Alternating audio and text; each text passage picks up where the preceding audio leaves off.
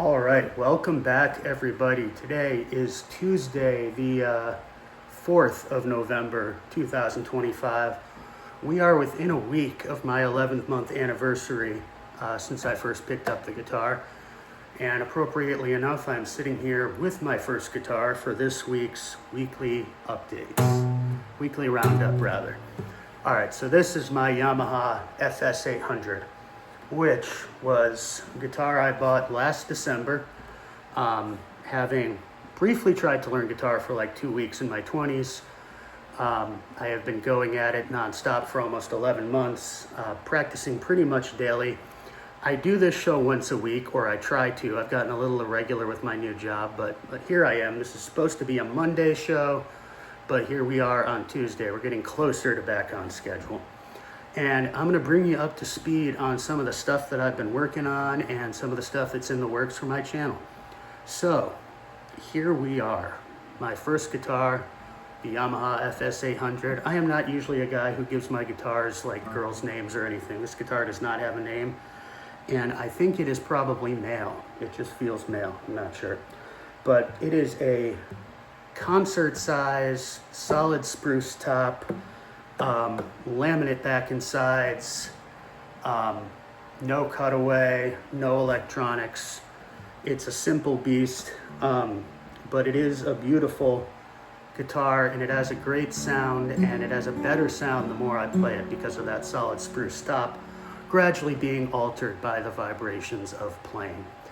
So let's talk about what I've been working on. I've been doing a lot of fingerstyle blues lately. And I've been doing most of that in standard tuning. You've seen the main tune that I'm working on is kind of a Delta Blues 12-bar called Pony Blues, and that is by Charlie Patton, the father of the Delta Blues. I'm going to upload later today my latest performance of that. And I've also been working on a little slide, which I'm just starting to understand, in Open D tuning today. I've been using both Open G and Open D. So we're currently in Open D, just to revisit what that means, what that is. Open D tuning is a tuning that forms a D chord if you just strum the open strings. And this entered American consciousness through a piece of sheet music that was popular. It was a popular learning piece for people who are learning to play guitars in their parlor. And it was called Vestipole. Officially, it was a Henry Worrell piece of sheet music called The Siege of Sebastopol. But it kind of became shortened to Vestipole, and this particular tuning that it was written in entered the guitar community as Vestipole tuning. So what does that look like? Well, we have a D, a low D on what's usually our low E string. We have an A on what's usually the A string, so that doesn't change. We have a D, an octave up from the low string, on our normal D string, so that doesn't change either. Our G string goes down just a little bit to F sharp. Our B string goes up to A. We are.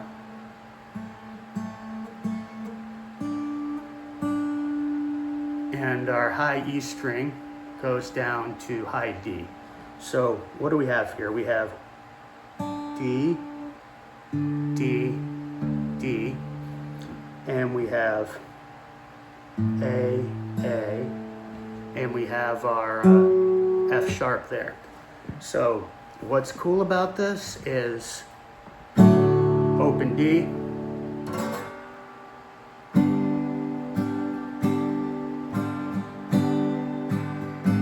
our 4 chord right here is going to be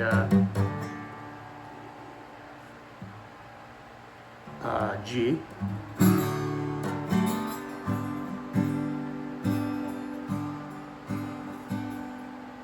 Our 5 chord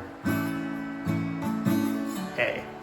So just by barring one fret or even putting the slide over one fret,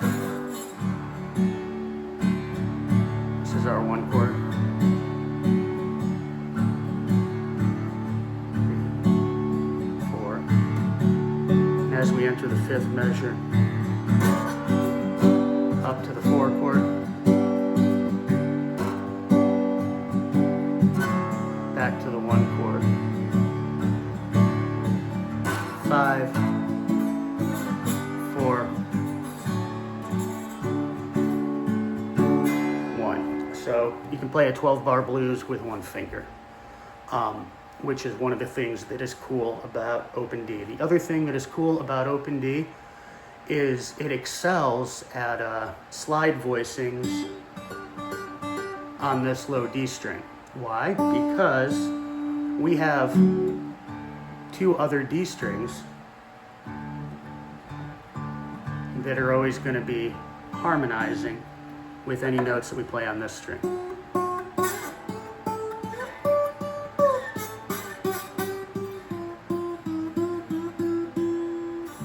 So you can actually have a melody going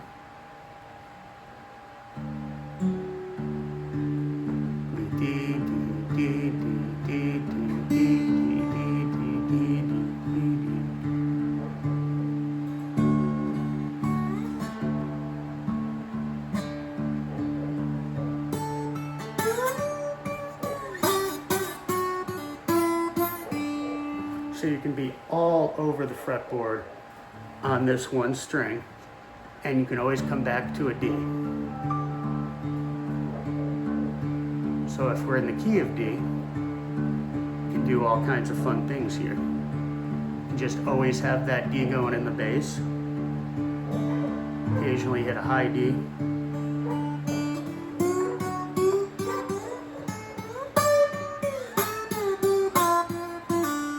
there are entire Delta blues songs that are predicated on just playing on this string. I'm in the process of learning Jack of Diamonds by Mance Lipscomb, and we will get to that. We'll get to that probably in a week or so. I might even do another alternate tuning Tuesday and get back into vestibule tuning and explore what we have going on there. But that is what is new and exciting in my world. I am also working on some Open G tuning things. I'm trying to learn the song Spanish Fandango, which, much like Vestipole is how Open D entered the American consciousness, Spanish Fandango, as another one of these parlor learning pieces, also incidentally arranged by Henry Worrell, entered the American consciousness, and that became known as Spanish tuning, which is a little confusing because the standard tuning of the guitar was originally known as Spanish tuning, as opposed to some of the tunings that were different that were used in the English-speaking world. So Spanish tuning can refer to E standard tuning, or it can refer to Open G tuning. So over in E standard tuning, I've been working on some of the pieces I have already played for you. CC Rider,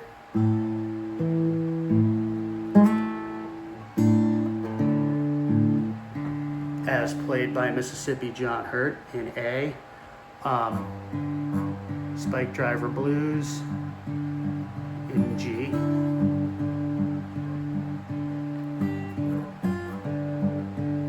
Freight Train in C. What else we got? We've got Mojo Hand, Lightning Hopkins. I'm working on this tune as well.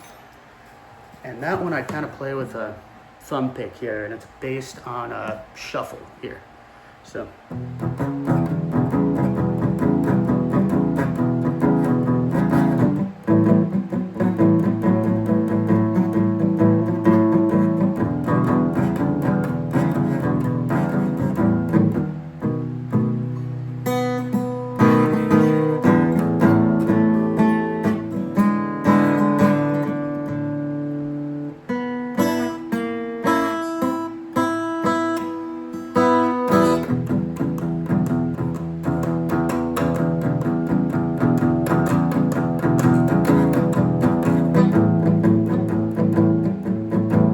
So on.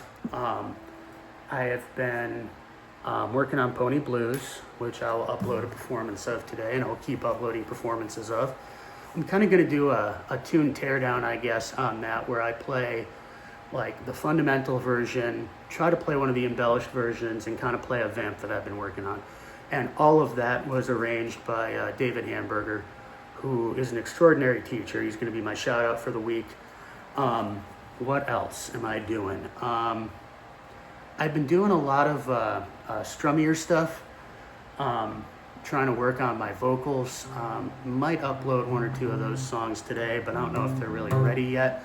But doing more rocky, singer-songwritery type strummy stuff. In terms of fingerstyle blues, I'm really starting to get down a kind of distinction between the different sub-styles, whether we're in like a kind of Delta style, which involves a lot of these brushes, or we're in more of a Piedmont style, which is, Travis picked.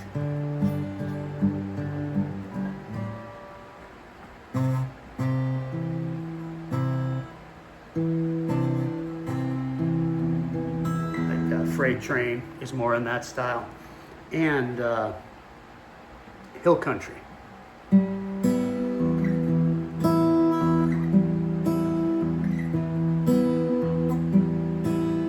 These are usually kind of vamps around one chord.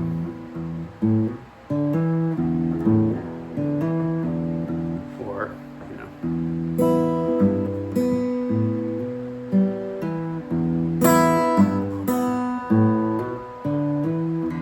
And those are very hypnotic and fun to play. And I've been trying to integrate that slide and the open tuning. So expect more material in Open G and Open D over the next few weeks, and expect me to keep learning cool things from David Hamburger here. Really enjoying, I'm at a place where I feel like I'm starting to get the feel for some of this stuff, where something sounds right or sounds wrong, or I can make out what a tune is, or kind of hear what notes are in something. I was reading something by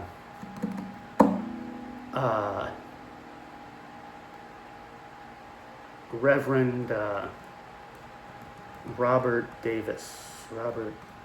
I keep getting his name wrong every time I do this. There's too many reverends in this business. But he was talking about the origins of blues and how it's deeply bound up in the minor pentatonic, and he kind of sang a passage of Baby Please Don't Go, which several people are known for. Lightning Hopkins comes to mind. I don't know if it was his originally, but I think it was.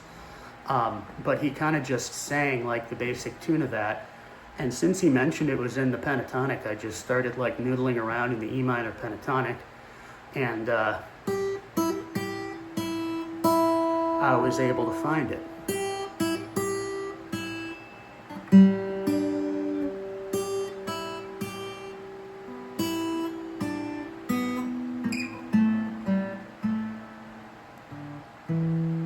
And I was able to sort of put together the melody of that tune.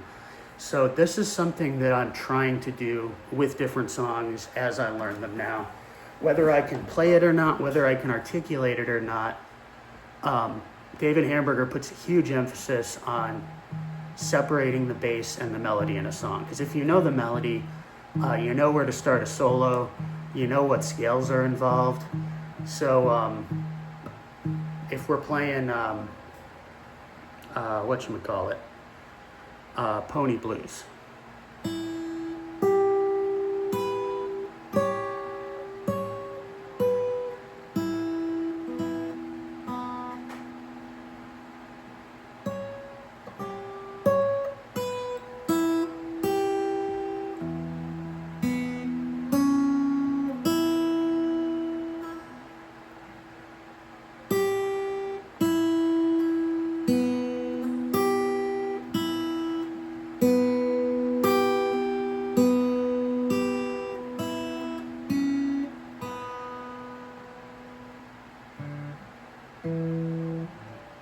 And so on.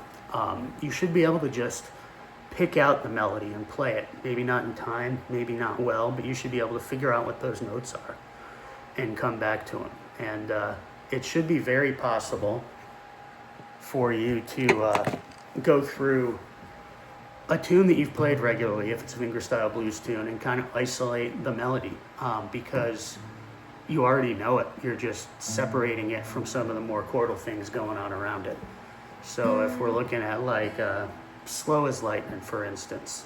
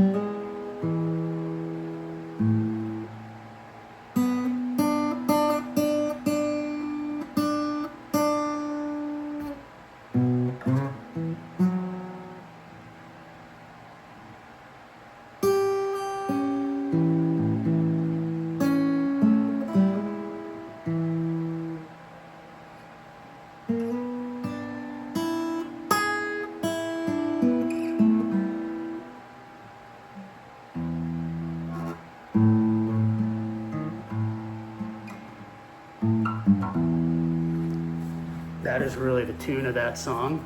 That is really the melody. And you should always be able to get back to that. It gets a lot more complicated with songs that are driven entirely by the bass. So if you're playing, for instance, you take the bass out of Spike Driver Blues, there's not a whole lot left, but you can still articulate it, right? So, kind of looks like... So.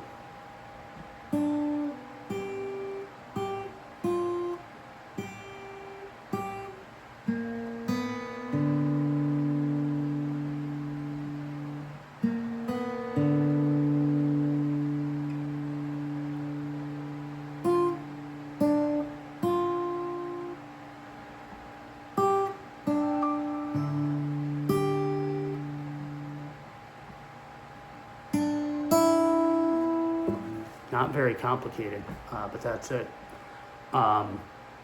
Freight Train, same kind of deal. Here we go.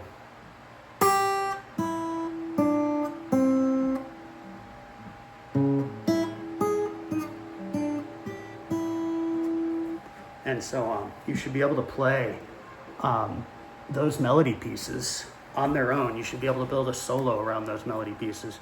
Eventually, you should be able to articulate what the notes are in those melody pieces. I'm not there yet, but I'm getting there. So, learning principle of the week. I guess I'm going to call it Zoom. And we've talked about the different foci that we have where at one point it might be useful to break down a song chordally. So if we're playing a kind of let's say like an A minor song. Let's say we're doing like St. James Infirmary. We should know A minor, E7, A minor, F, E, A, D7. We should know what the progression looks like in chords. We should have the structure of the song down. We should know what measure we're in. That's like the zoomed out view of the song. We should also be zoomed in, and we should know how a specific phrase, works in the melody, what notes it's in, what are those notes already in the chord, or do we add those notes to the chord? We should be able to break it down phrase by phrase. We should know, for instance, that like this phrase in Slow as Lightning occurs in a couple different passages, and it occurs in relation to different chords and sort of ties the piece together. we should already also be able to zoom way in on specific things. Like we should know in Spike Driver Blues that this figure is predicated on both the G chord in the bass and the melody being up here. And we should be able to look at that as part of the melody, part of the bass. We should be able to see them together, see them as separate. So you can zoom in and zoom out on a song without losing focus. You can see the forest and still count the trees. You can see the trees without being distracted by the forest. So that's zoom. That's what I'm calling that as my educational principle of the week. You should be able to zoom in on one measure. You should be able to zoom in on one note. You should be able to zoom out and see the whole 12-bar structure, 8-bar structure, whatever it is. And that also lets you transpose things between structures. Like maybe I have a 12-bar in A minor, and I want to use,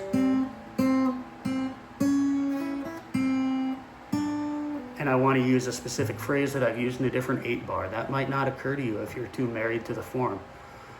It might not occur to you to notice that they're both in A minor if you're too married to the melody. Worth noting. Instrument of the week. I'm going to go ahead and feature my first guitar. This thing is currently wearing DR medium strings, so 13. But what I did that was different is, as you may or may not know, usually acoustic guitars have wound string, wound string, wound string, wound string, plain string, plain string. This G string is wound just like the E, A, and D strings are on most acoustic string sets. Now in electric, because you're employing a lot of bends, this G string is going to be a plain string, easier to bend, easier to flex. In a lot of hill country blues and in a lot of other styles that are predicated on playing with your fingers, sometimes that G string gets replaced with a plain string. And what I've done here, on the advice of Tom Feldman for playing hill country blues, is to use an unwound G string, which is actually the B string from another set of 13. So it's the same gauge as this string below it, but tuned to a G. So that changes the sound a little bit. I'm not sure I can articulate what all the differences are at this phase of my development as a guitarist. But this is the guitar that I use for exotic stuff, whether it's hill country blues, because of that string, whether it's going to be alternate tunings, like right now we're in open D. This is slightly longer scale than the guitars I usually like for fingerstyle, which means it held its composure a little better in alternate tunings. So Yamaha FS 800 instrument of the week. And piece of gear of the week is this slide right here, which is a small style rock slides, Ariel Posen signature ball tip distressed brass slide. And what I like about it is it's a snug fit on my pinky finger. It's got this chamfered corner here.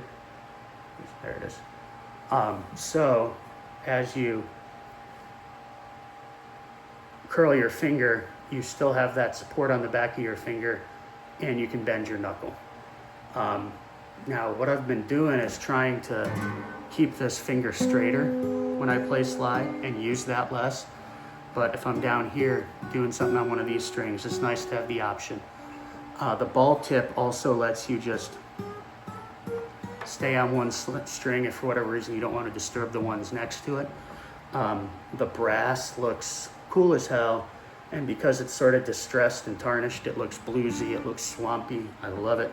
But mostly this is just comfortable. I also have a Rock Slides, the last slide, and I do like the tone of this one a little better. You can see this has the same chamfered knuckle thing, but this is a little floppy on my pinky, so I either use my ring finger to stabilize it, or I slide it over to my ring finger, which so far I don't like playing slide on my ring finger quite as much, but it's natural with this slide. So still working out what my dream slide is. I would like to have a glass slide that fits my pinky as tightly, because I just like the sound a little better, and it's a little more true to what a lot of the players played with. They used that medicine bottle. And this is kind of the same amber glass you'd see in a medicine bottle, which is cool. But anyway, rock slides. Oh, and this also has this chamfered flat spot here, which lends itself to a couple of things. You can either turn it this way and just have like a flat surface if you want more contact area and a little less precise tone, or if you're wearing it the conventional way, it's kind of an index point for your middle finger next to it.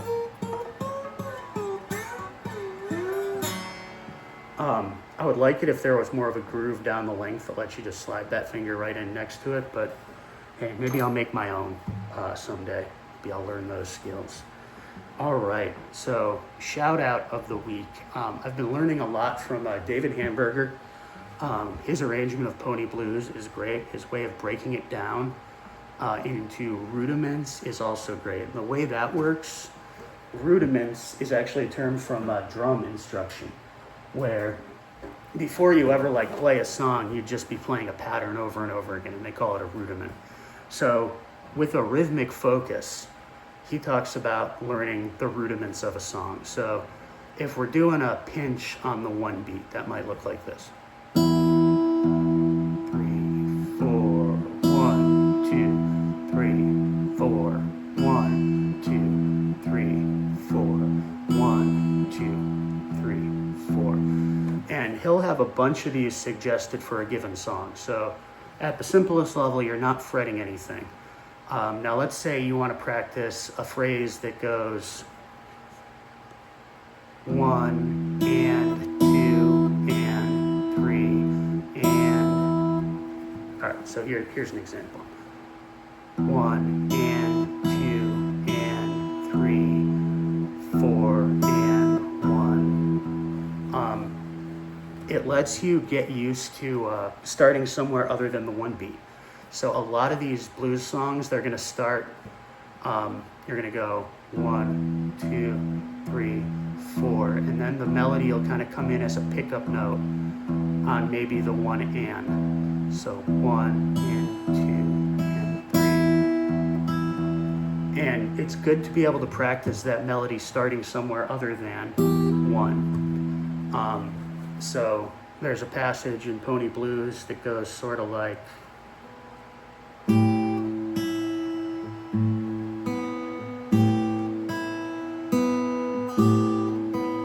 So your bass note is your 1. So 1, 2, 3, 4. 1 and 2, like that. So the way you practice that as a rudiment is just like this.